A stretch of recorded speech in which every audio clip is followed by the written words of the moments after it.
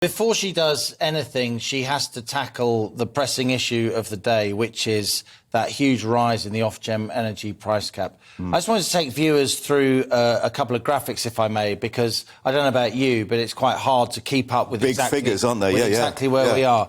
So if we can take a look at the Ofgem energy price cap on the graphic now. From October 2021, seems like an age ago, that was £1,277. These are the average household utility bills for the typical household. Then in the spring, April 2022, it went up to 1,970.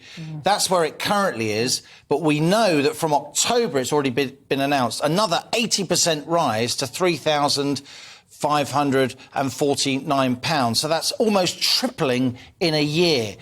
And as we've stressed many, many times here on GB News, these price caps are for households, not for firms. There is no price cap at all for firms. So wholesale energy prices have gone up even more than that. They've gone up 5-10-fold, and this only applies to households, not firms. £5 a therm. So what may she do? We know already that Liz Truss and Rishi Sunak, when he was Chancellor, have announced £400 roughly for every household. That's an existing thing right across the board, In addition to that, there's an extra £650 or so for more vulnerable households, particularly those who are on certain qualifying benefits. What we now know, and it's probably going to be on Thursday, Mark, you're right, that's the plan. We now know that the Truss administration is going to implement a price freeze, and that price freeze is probably going to go back to the earlier price cap of 1,970 rather than the one that was £3.5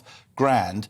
And we also know, we heard from the current Chief Secretary to the Treasury this morning, Simon Clarke, and other ministers have been hitting, there will be help for both households and for businesses. And for many GB News viewers, they work for small businesses, they may run small businesses, that is absolutely vital. Who's going to pay for all this?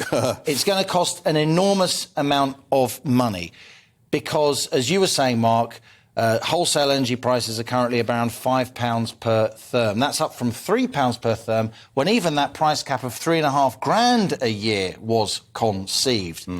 I think the way that the government's going to do this, rather than loading loads more money up on general taxation, what it's going to do, it's going to allow the energy companies, the providers, not the shells and not the companies that get the stuff out the ground, the companies that sell it to us.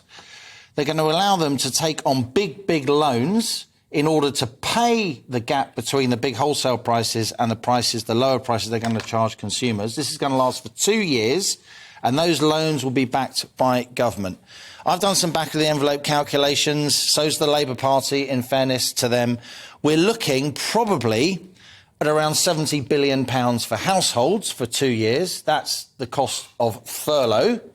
On top of that, for firms, unless, it may be more if wholesale prices spiral completely out of control, we're looking at another £30 billion. So that's about £100 billion. To put that in context, £100 billion is what we're already scheduled to borrow this year. So this would double government borrowing.